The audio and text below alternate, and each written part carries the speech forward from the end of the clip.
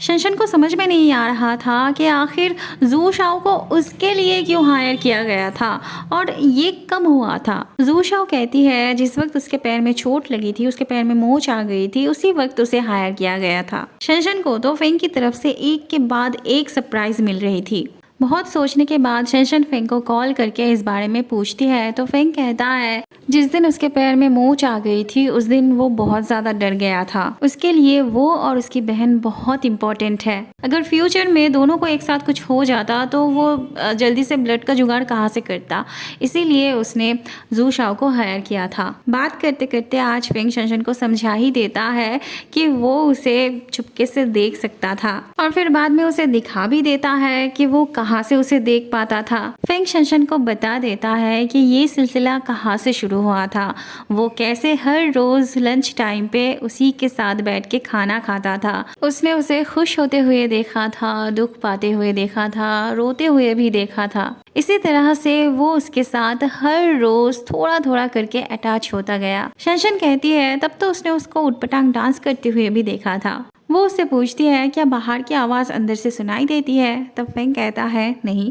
पर उसने अपने सेक्रेटरी से कह के एक होठ पढ़ने वाला टीचर रखा था तो वो उसके होठ पढ़ सकता था। फेंग को भी आज पता चलता है कि शनशन को अपनी कमजोरी के बारे में पता था और उसने इसीलिए उससे दूरियां बनाए रखी थी, पर फेंग उसे भरोसा दिलाता है कि इस वजह से उनके बीच कभी भी दूरियां नहीं आएगी और वो उसकी कमजोरी को दूर करके रहेगा। बहुत दिनों बाद फिर से दोनों एक होते हैं। इसके बाद सेलिब्रेशन तो बनती थी, पर आज लियो का बॉयफ्रेंड एकदम सीधी बात नो बकवास के मूड में था। वो तो आज प्रोजेक्ट का फाइल वाइल लेके चला आया था। अब एक अच्छे खासे मोमेंट पे कोई अगर अपनी फायदे की बात उठाए तो भला किसको वो अच्छा लगता। फेंग को भी ये बात बिल्कुल पसंद नहीं आ रही थी, पर क्योंकि लियो शनशन की बहन थी और वो लियो का बॉयफ्रेंड था, इसीलिए वो ये सब झेल रहा था। बिजनेस के बारे में इसे तो कुछ भी नहीं आता था, ये तो बस अपना फायदे के बारे में सोचता था। आगे जाके वो जब इस प्रोजेक्ट को समझा नहीं पाता है तो वो लियो को फोर्स करता है इस बारे में बोलने के लिए। फिर लियो बहुत अच्छे से इस प्रोजेक्ट के बारे में एक्सप्लेन करती है। लियो के एक्सप्लेनेशन के बाद फेंग को उनका प्रोजेक्ट काफी अच्छा लगता है। वो उनके प्रोजेक्ट पे इन्वेस्ट भी करना चाहता है। अगले सीन में हम देखते हैं ये चारों मिलके वही नेगोशिएट वाली प्रॉब्लम के बारे में बात कर रहे होते हैं। दरअसल वो प्रॉब्लम अब पूरी तरह से सॉल्व हो गई होती है। मतलब सॉल्व अभी तक नहीं हुआ था, पर बाजी अब इनके हाथों लग चुकी थी क्योंकि इनके पास सारे सबूत थे। पहले तो वो लोग नेगोशिएट नहीं करना चाहते थे और इस बार फेंग कहता है वो अब किसी भी हालत में नेगोशिएट नहीं करने वाला। अब इतने अच्छे मौके पे सेलिब्रेशन करना तो बनता था।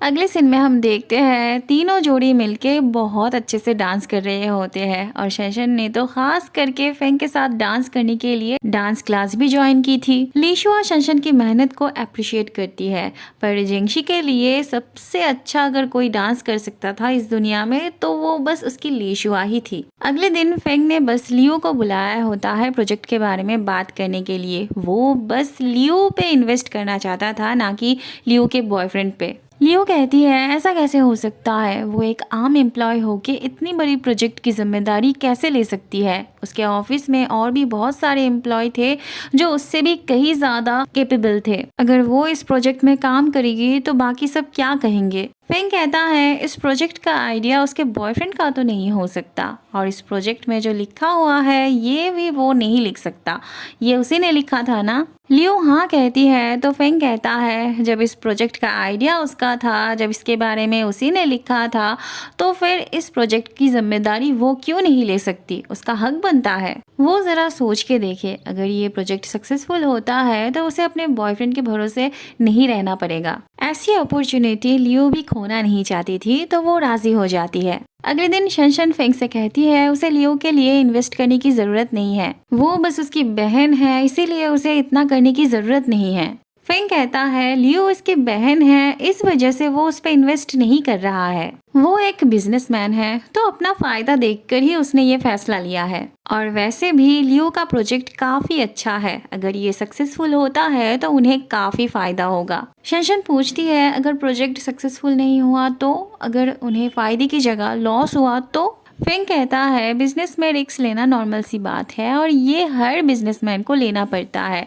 तो अगर ये प्रोजेक्ट सक्सेसफुल नहीं होता है तो उनका तो लॉस होगा ही साथ लियो भी अपना आत्मविश्वास खो देगी और कभी भी उठ के खड़ी नहीं हो पाएगी। फेंग शनशन से कहता है वो चिंता ना करे क्योंकि उसकी बहन में वो काबिलियत है तो वो ज़रूर सक्सेसफुल होगी। अगले दिन ये चारों मिलके साइकिलिंग रेस दे रहे थे। थोड़ी देर बाद ये दोनों आगे निकल जाते हैं पर शनशन से तो चलाया ही नहीं जा रहा था।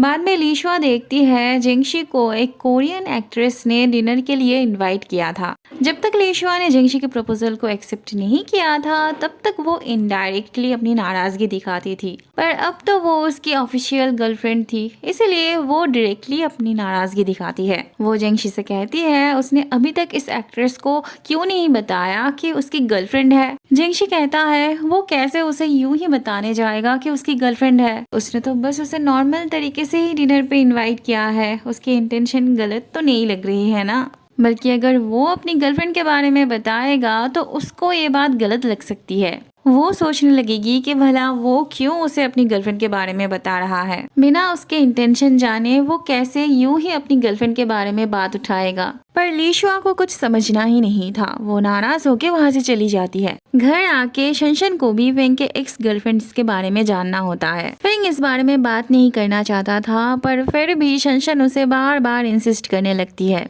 फेंग की दोनों गर्लफ्रेंड ही बहुत ही हाई क्लास की थी। पहला वाला तो उसके यूनिवर्सिटी से थी पर उसको लॉन्ग डिस्टेंस रिलेशनशिप नहीं रखने थे इसीलिए उसने ही फेंग से ब्रेकअप कर लिया था। और दूसरा वाला एक एक्ट्रेस थी, वो भी बहुत ही हाई प्रोफाइल की थी। दोनों के बारे में सुन के शनशन एकदम लो फील करने लगती है। उसे लग रहा था कि अगर वो उससे जानना नहीं चाहती तो ही अच्छा रहता। इसके बाद फेंग भी शनशन के एक्स बॉयफ्रेंड्स के बारे में जानना चाहता है तो शनशन कहती है उसने तो पहले ही कहा था कि वही उसका पहला प्यार है। अगले सीन में हम देखते हैं पढ़ते वक्त शनशन को बुक में से एक लव लेटर मिलती है तो वो बहुत हैरान हो जाती है क्योंकि जिंदगी में पहली बार उसको एक लव लेटर मिली थी। फिर वो सीधे जाके फेंग को ये लेटर दिखाती है। फेंग शनशन पे तो गुस्सा होता ही नहीं बल्कि वो उसे सजेस्ट करता है कल वो सीधे सीधे उस लड़के से जाके पूछे इस बारे में और वो उससे ये भी पूछे कि आखिर उसे उसमें क्या पसंद आया, क्योंकि इस सवाल का जवाब उसे भी जानना है। वो भी नहीं जानता कि वो उसे क्यों पसंद करता है। फिर शनशन फेंग से रिक्वेस्ट करती है ये जानने के लिए कि वो उसके बारे में क्या फील करता है। उसके बाद फेंग शनशन को अपनी गोदी में सुला के उसके सर पे किस करते हुए बोलता है कि वो बस उसकी है और वो उसमें बिलोंग करती है। अगले दिन शनशन क्लास में जाके जब इस लड़की की तरफ पीछे मुड़ के देखती है तब ये लड़का वाज लाइक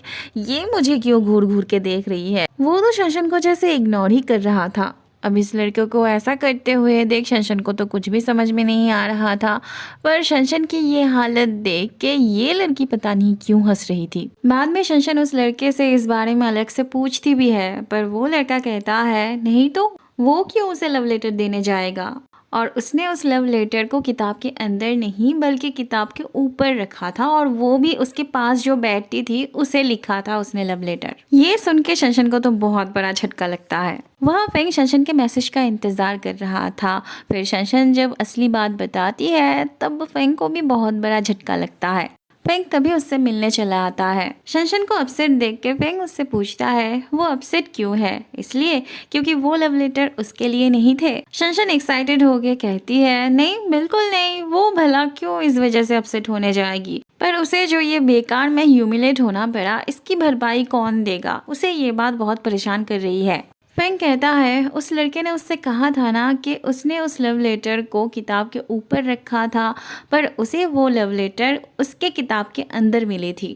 तो फिर उसके किताब के अंदर वो लव लेटर कौन रख सकता है, कहीं उसके पास जो बैठती है उसी ने तो नहीं रखा था ना। पर शनशन को उस बंदी पे कोई शक नहीं था। तभी शनशन को उस बंदी का कॉल आता है और वो उससे मिलने आना चाहती है। शनशन उसे आने से मना करती है पर वो ऑलरेडी निकल चुकी थी। वो आके तो बस फेंग को देखती ही रहती है, उसका सारा ध्यान बस फेंग था। वो फेंग से हैंडशेक करना चाहती थी पर इतने से वक्त में फेंग को बहुत अच्छे से समझ में आ गया था उसका इरादा। दरअसल ये बंदी फेंग के सामने शनशन को चीटर प्रूव करना चाहती थी। वो फेंग को इनडायरेक्टली ये समझाना चाहती थी कि उस लड़के के साथ शनशन का सच में कुछ चल रहा था। उसे लग रहा था ये सब सुन के फेंग जरूर शनशन के साथ ब्रेकअप कर लेगा और फिर उसका रास्ता क्लियर हो जाएगी। शनशन उसकी बात सुन के हैरान होने लगती है। फेंग भी कम नहीं था, वो भी उस बंदी को यकीन दिला रहा था कि उसे उसके बातों पे भरोसा है। पर शनशन को ये गेम और नहीं खेलनी थी। उसे भी उस बंदी का इरादा बहुत अच्छे से समझ में आ गया था। फिर वो फेंग के पास जाती है और उस बंदी से कहती है कि उसे परेशान होने की जरूरत नहीं है, उनके बीच सब कुछ ठीक है। फिर वो अपने फेंग को लेके उस बंदी के सामने से चली जाती है। बेचारी का सारा